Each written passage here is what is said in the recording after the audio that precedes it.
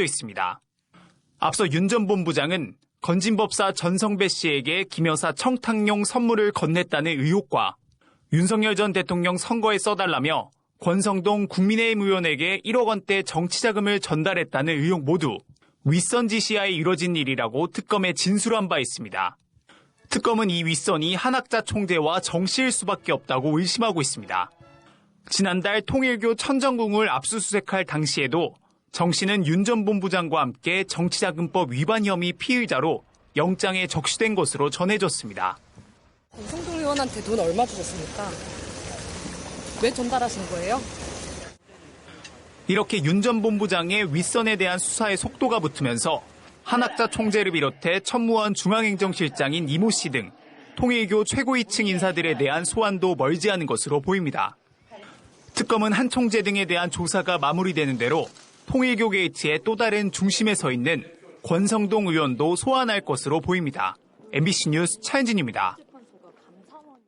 국민의힘 권성동 의원이 통일교로부터 불법 정치자금을 받았다는 보도가 잇따라 나오자 더불어민주당은 오늘 국회 윤리특별위원회에 징계안을 제출했습니다. 광주를 찾은 민주당 지도부는 5.18 묘지에 참배한 뒤 내란 세력 척결을 다짐했다고 밝혔습니다. 김현지 기자가 보도합니다.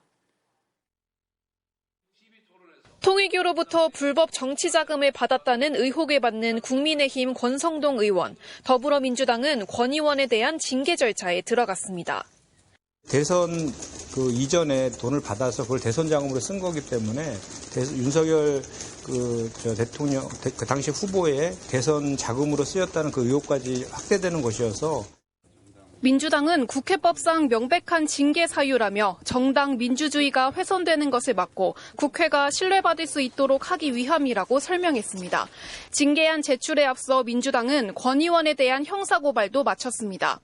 권 의원은 지난 2022년 1월 통일교 간부로부터 정치자금 1억 원을 받고 같은 해 2, 3월엔 한학자 총재에게 큰절을 하고 금품이 담긴 쇼핑백 2개를 받았다는 의혹을 받고 있습니다. 다만 징계안을 심의 의결하게 되는 국회 윤리특별위원회는 아직 구성되지 않았습니다. 앞서 민주당과 국민의힘은 각각 6명씩 구성하기로 합의했지만 이후 진전은 없는 상태입니다. 더 빠르게 또 국민의힘에 대해서 이 부분 관련된 협의를 요청할 거고요. 국민 여러분들께서 바라는 것처럼 이 윤리특위가 제대로 된 모습으로. 한편 민주당 지도부는 오늘 광주 5.18 민주묘지를 찾아 참배했습니다. 정 대표는 5월 광주 영령들이 바라는 뜻대로 내란 세력을 척결하겠다고 다짐하고 왔다며 내란 세력과 악수할 수 없다고 강조했습니다. 12.3 비상겸 내란의 책임자들에 대해서 철저하게 단죄하지 못한다면 윤석열과 같은 독재자가 다시 나타나서 대한민국의 헌법과 민주주의를 유린할지 모릅니다. 이후 호남 현장 최고위원 회의를 개최한 뒤 특별한 보상이 필요하다며 호남 발전도 약속했습니다. MBC 뉴스 김현지입니다. 찬탄과 반탄의 대결. 국민의힘 전당대회 본경선에 막이 올랐습니다. 첫 합동연설회는 대구에서 열렸는데요. 국민의힘 공식 행사인데 당대표 후보들보다 극우 성향의 유튜버 전한길 씨가 더 주목을 받았습니다. 김세영 기자가 보도합니다. 보수의 심장 대구에서 막을 올린 국민의힘 합동연설회. 연단위의 후보들보다 주목받은 건 극우 성향의 유튜버 전한길 씨였습니다. 자신의 유튜브 채널에서 전당대회를 중계하던 전 씨는 대표적 찬탄파인 김근식 최고위원 후보가 등장하자 배신자라며 선동에 나섰습니다.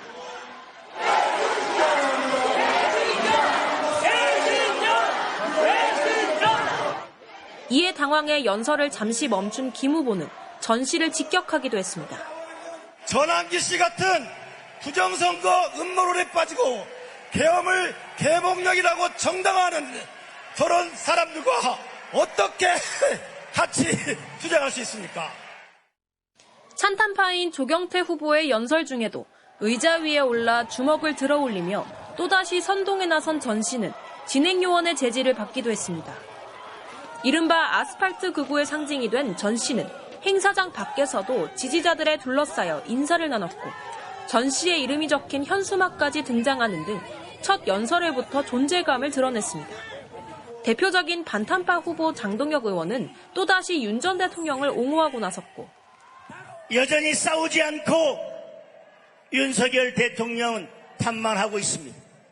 전직 대통령이 다시 구속되고 인권유린을 당하고 있지만 12.3 비상계엄으로 다친 사람이 없다며 윤 전 대통령의 재입당을 수용하겠다고 해 논란을 일으킨 김문수 후보는 오늘 연설회에선 말을 아꼈습니다.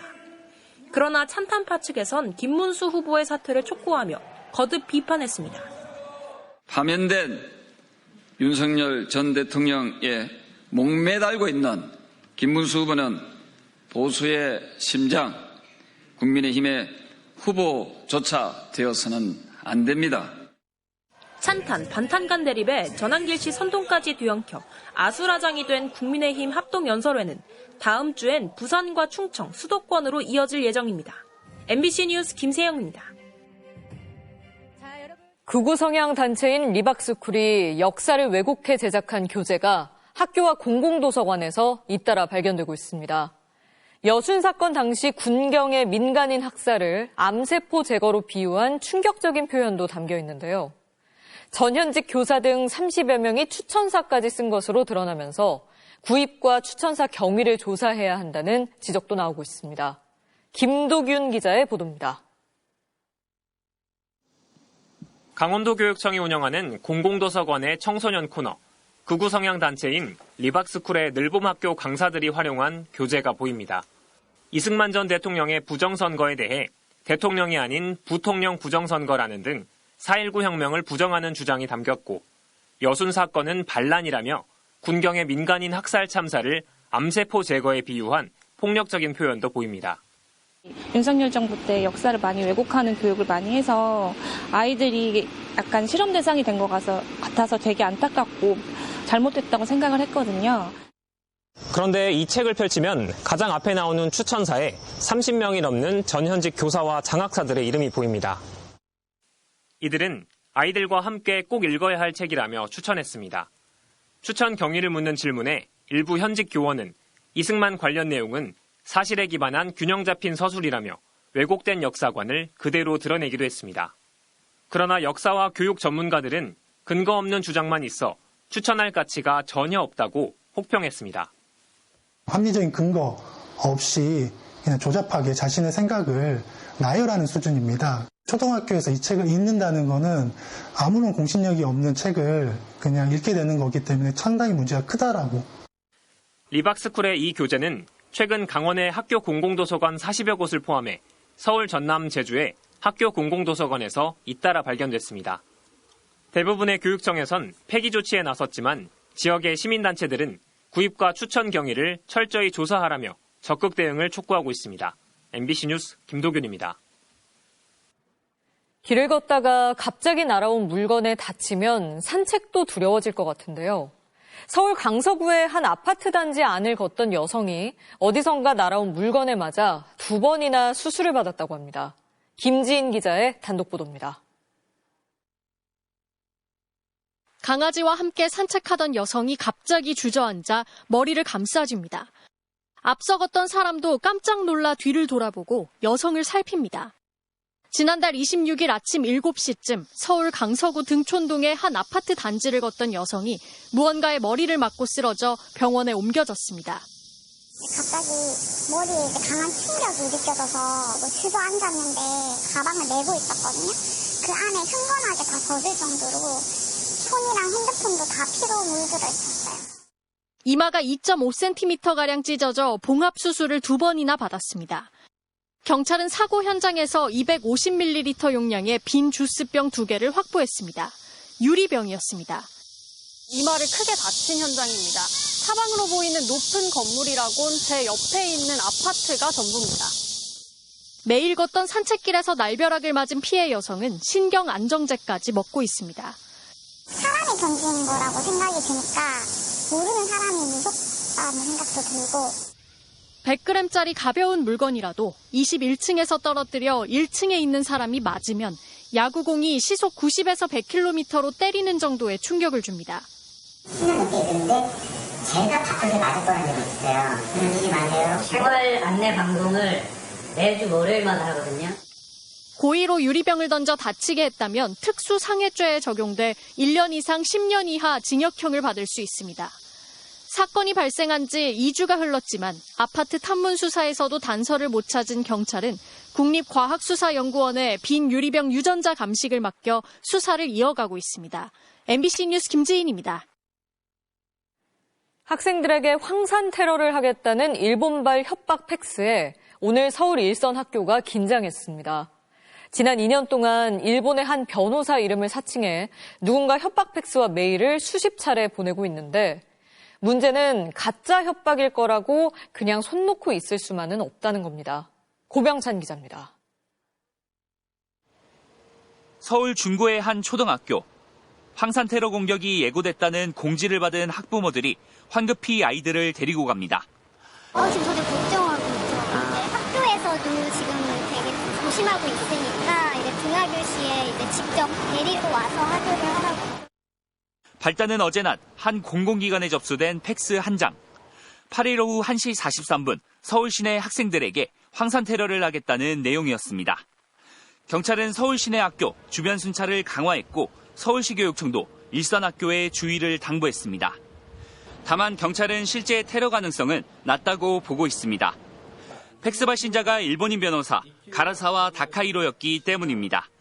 지난 2023년 8월 이재명 당시 민주당 대표를 겨냥한 살해 협박 메일을 시작으로 지금까지 최소 42건에 이르는 가라사와 다카이로 명의의 폭파나 테러 협박, 메일과 팩스가 신고됐지만 폭발물이 발견되거나 실제 테러로 이어진 적은 없었습니다. 경찰은 일본 내 극우 커뮤니티 악플 피해자를 변호한 이력이 있는 가라사와 변호사를 골탕 먹이려는 일본 극우의 소행일 가능성이 높다고 보고 있습니다. 가라사와 변호사도 자신의 이름이 허락 없이 도용되고 있어 힘들다는 취지의 호소글을 SNS에 올리기도 했습니다. 눈에 보이는 피해는 없을지 모르지만 그만큼 치안 공백이 생겼죠. 그만큼 시민은 불안하고 징벌적 손해배상을 청구하든지. 경찰은 일본과 공조해 가라사와 다카이로 사칭 협박 메일과 팩스의 발신지를 추적해오고 있지만 성과를 내지는 못하고 있습니다. MBC 뉴스 고병찬입니다. 오늘 오후 경기도 화성에서 60대 운전자가 몰던 차량이 약국 건물로 돌진했습니다. 이 사고로 약국에 있던 70대 약사가 심정지 상태로 병원에 옮겨졌지만 결국 숨졌고 약사의 아내인 60대 여성이 다쳤습니다. 경찰은 운전자가 주차를 하는 과정에서 사고를 낸 걸로 보고 경위를 조사하고 있습니다. 이러한 차량 돌진 사고는 계속해서 발생하고 있는데요. 서울시는 지난해 9명이 숨진 시청역 역주행 참사를 계기로 강철 방호 울타리를 보행자 안전대책으로 내놨죠. 하지만 1년이 지난 지금까지 설치 속도가 더딘데 그 이유가 디자인 때문이라고 합니다. 먼저 도윤선 기자가 보도합니다. 육중한 화물차가 들이받아도 끄떡없습니다. 시속 55km로 달리는 8톤 화물차가 충돌해도 보행자를 지킬 수 있는 방호 울타리 실험 영상입니다. 시청역 사고를 계기로 지난해 9월 서울시가 이런 강철 소재 울타리를 서울 시내 107곳에 설치하겠다고 밝혔습니다. 그런데 아직도 설치 중입니다. 급커브하는 차량이 인도로 돌진하는 걸 막기 위해 지난 6월 새로 설치된 차량 방호 울타리입니다. 하지만 서울시에 이런 차량 방호 울타리는 아직 66곳뿐입니다. 맨 먼저 시청역 사고 현장에 방호 울타리를 세웠더니 도시경관을 해친다는 민원이 있었다는 게 서울시 설명입니다. 결국 지난해 12월 디자인 공모에 착수해 올해 4월 제품을 선정하고 6월이 돼서야 설치가 시작됐다는 겁니다. 디자인이 좀 별로다 이런 식의 지나가는 말들은 있으셨다고. 어디에 세우느냐도 관건입니다. 서울시는 급경사나 급커브 등 사고 위험성이 높은 곳, 어린이 보호구역과 인도의 인파가 밀집된 곳 등에 설치하기로 했습니다.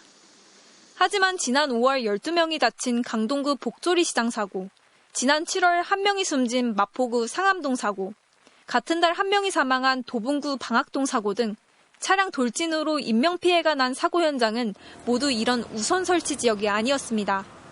거기가 뭐 교통사고 많이 나가려는 지역이 아니었고 하는 걸 보시면 뭐 어린이 통학로 이런 게 더 우선순위에 거기는 애들이 걸어 다니잖아요. 그렇다고 서울 시내 전체를 방호 울타리로 둘러쌀 수도 없습니다. 일반 울타리보다 돈이 1.5배에서 2배 정도 듭니다. 지금까지 배정된 예산 62억 원을 다 써도 10여 킬로미터 정도 설치할 수 있습니다. 서울시는 오는 10월까지 계획된 107곳의 설치를 끝내기로 했습니다. 추가 설치는 예산 낭비 지적도 있을 수 있어 사고 예방 효과를 보고 진행하겠다고 밝혔습니다. MBC 뉴스 도윤선입니다. 이렇게 예측이 불가능한 차량 돌진 사고를 사전에 막을 수 있는 방법으로 페달 오조작 방지 장치 도입이 꼽히는데요.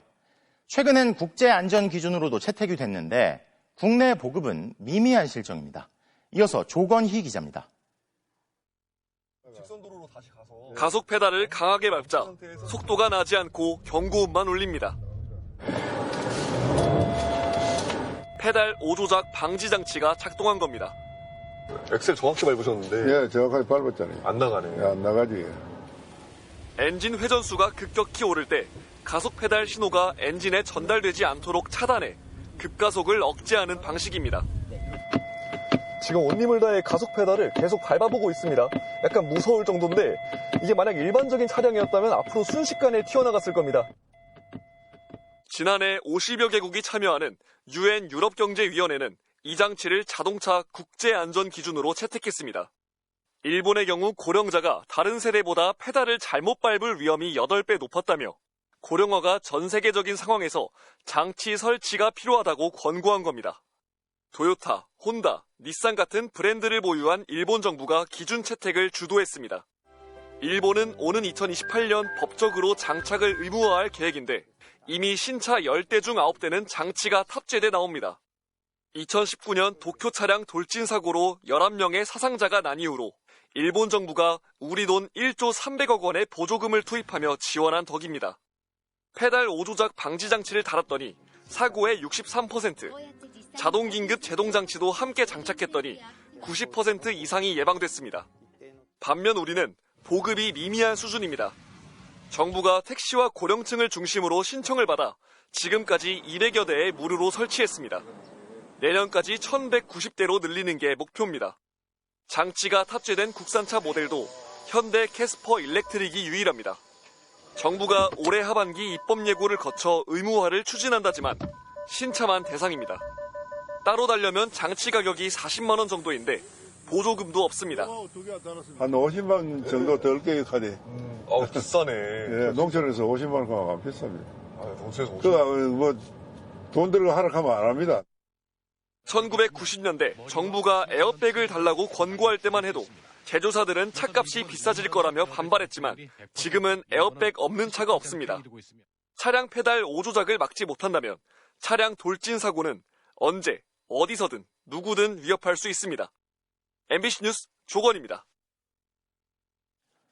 1차 민생회복 소비 쿠폰 신청률이 20일도 안 돼 95%를 넘어섰습니다. 거의 전 국민이 신청했던 얘기인데 여기서 소외된 사람들이 있습니다. 결혼하지 않고 아빠 혼자 아이를 키우는 미혼부들은 아이 몫의 소비 쿠폰 신청을 거절당하고 있다는데요. 어찌된 일인지 정혜인 기자가 취재했습니다. 붙여주세요. 여기다. 홀로 23개월 된 딸을 키우고 있는 42살의 미혼부 이모 씨. 아까 보니까 아빠 너무 좋아하는 것 같아요. 네, 껌딱지입니다, 지금. 네. 이 씨는 최근 민생회복 소비 쿠폰을 신청하러 동사무소에 갔지만 아이 몫의 쿠폰 신청을 거절당했습니다. 주민등록번호가 없다는 이유였습니다. 이의제기 신청이라는 걸 해야 된다더라고요. 한 2주 뒤에 날라온 게 기각됐다고 날라오더라고요. 안 된다고. 현행법상 미혼인 경우 자녀의 출생신고는 엄마만 할 수 있어 이 씨는 법원에 친부임을 증명하는 유전자 검사를 제출했지만 끝내 받아들여지지 않았습니다. 여자의 정보를 왜 모르느냐. 이게 왜 문제가 되더라고요. 재판받고 나왔을 때 주저앉아갖고 많이 울었거든요, 진짜. 어쩔 수 없이 그동안 아이에게 임시 주민번호 성격으로 부여된 사회보장 전산관리번호로 복지 혜택을 받아왔는데 소비 쿠폰 대상에서는 제외된 겁니다. 출생신고가 됐다면 기초생활수급자인 이 씨가 이번에 아이 몫으로 받을 수 있었던 금액은 43만 원. 기저귀와 어린이집 등 육아비로 한 달에 100만 원가량 쓰는 이 씨에게는 큰 돈입니다. 애기에 대해 돈이 많이 들어가니까 이런 걸 좀 이제 살라고 좀 기대는 했었는데 안 되니까 좀 좌절하는 건 좀 있더라고요. 이게 안 되면 나중에 뭐 다른 게 나와도 혜택이 안 될 것 같은 느낌이 들더라고요. 동사무소는 방법이 없다는 입장. 근데 행안부에서 답변은 일단은 중대급 번호가 없기 때문에 그 지급이 불가하다라고 해가지고 지난 10년간 미혼부의 아이라는 이유로 출생신고를 못한 미신고 아동은 300명이 넘습니다. 행정안전부는 대책을 묻는 MBC 질의에 지자체와의 의사소통에 오류가 있었다며 주민번호가 없어도 출생이 증명되면 소비 쿠폰을 지급받을 수 있도록 조치하겠다고 밝혔습니다.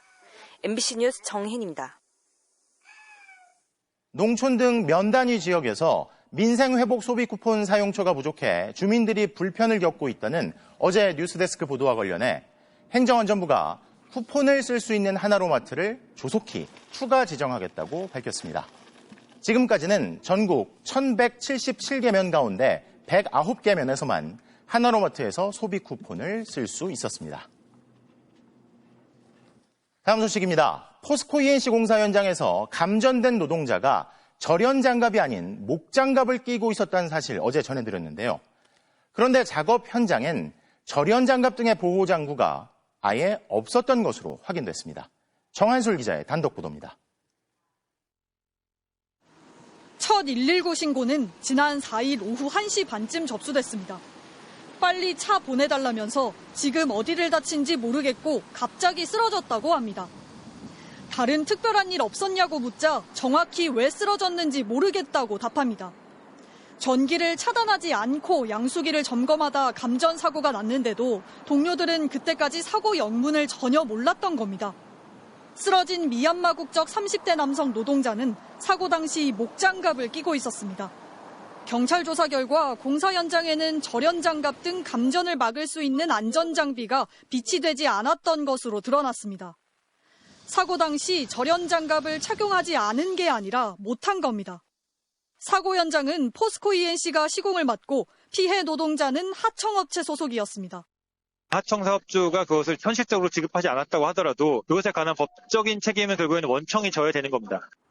경찰은 감전 위험이 있는데도 안전 매뉴얼에 따라 작업 전 전기를 차단하지 않은 경위도 집중 수사 중입니다. 또 양수기에 전기를 공급하던 분전반에 부착돼 있던 누전 차단기가 제대로 작동했는지도 수사하고 있습니다. 누전 차단기가 정상적으로 작동했다면 누전을 자동 감지해 감전 사고를 방지했을 수 있기 때문입니다. 산업안전보건규칙에는 습윤한 장소에서 사용하는 전자기기를 가동하기 전 누전 차단기의 작동 상태를 점검하고 이상이 있을 경우 즉시 보수하거나 교환하도록 하고 있습니다. 피해 노동자는 사고 닷새째인 오늘도 의식을 되찾지 못하고 있습니다. 국토교통부와 고용노동부에 이어 공정거래위원회도 현장 조사에 나서 포스코 ENC의 하도급법 위반 혐의 확인에 착수했습니다. MBC 뉴스 정한솔입니다. 챗GPT를 개발한 미국 기업 오픈AI가 새 모델을 출시했는데 IT 업계의 동요는 더욱 심화되고 있습니다. 이대로 가면 빠르면 1년 뒤쯤 상당수 개발 인력이 AI로 대체될 수 있다는 경고까지 나오고 있기 때문인데요. 나세용 뉴욕 특파원이 취재했습니다. 새로운 모델 GPT-5가 탑재된 챗GPT에 교육용 프로그램 개발을 주문합니다. Create a beautiful and highly interactive web app. 2분여 만에 300줄 넘게 코드를 작성해내더니 곧 게임이 가미된 프랑스어 학습 프로그램을 완성합니다. Whoa. Oh, nice. I really 컴퓨터 언어를 전혀 몰라도 원하는 걸 설명만 하면 프로그램을 개발할 수 있는 겁니다. You get access to an entire team of PhD-level experts in your pocket. 페이스북 CEO 저커버그는 약 1년 반 뒤면 자사 AI 모델에 들어갈 코드 대부분을 AI가 작성하게 될 것이라고 전망했습니다. 사람이 일일이 짜야 했던 걸 AI가 대체할 거란 말입니다. 이 같은 AI의 끝모를 진화는 AI를 개발하는 개발자들에게 먼저 부메랑으로 돌아오고 있습니다. 마이크로소프트는 회사를 AI 중심으로 재구성하겠다며 상반기에만 기술 인력 15,000명을 해고했습니다. Say maybe 20-30% of the code that is inside of our repos today and probably all written by software. 미국 테크 기업들이 AI 도입을 이유로 줄줄이 인력 감축에 나서면서 하청과 유지 보수가 전문인 최대 규모 인도 기업도 10,000명 넘는 인원을 해고하는 등 파장이 IT 생태계 전반으로 번지고 있습니다. AI는 개발자뿐만 아니라 리서치와 감사 분야의 초급 직원들도 대체하고 있는 것으로 나타났습니다. 기초부터 업무를 배울 기회가 사라진다는 뜻이기도 합니다. 뉴욕에서 MBC 뉴스 나세웅입니다.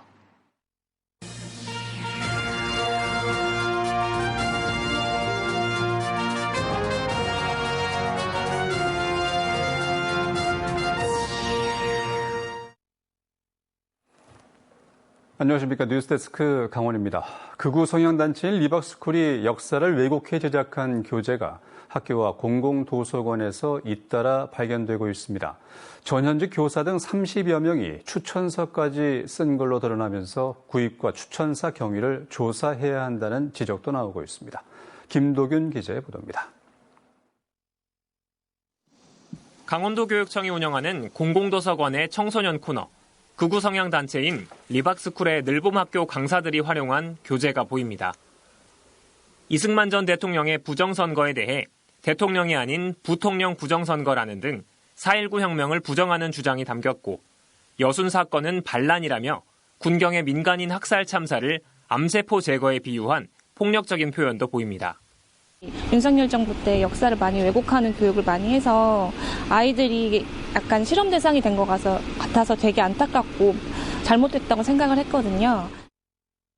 그런데 이 책을 펼치면 가장 앞에 나오는 추천사에 30명이 넘는 전현직 교사와 장학사들의 이름이 보입니다. 이들은 아이들과 함께 꼭 읽어야 할 책이라며 추천했습니다. 추천 경위를 묻는 질문에 일부 현직 교원은 이승만 관련 내용은 사실에 기반한 균형 잡힌 서술이라며 왜곡된 역사관을 그대로 드러내기도 했습니다. 그러나 역사와 교육 전문가들은 근거 없는 주장만 있어 추천할 가치가 전혀 없다고 혹평했습니다. 합리적인 근거 없이 그냥 조잡하게 자신의 생각을 나열하는 수준입니다. 초등학교에서 이 책을 읽는다는 거는 아무런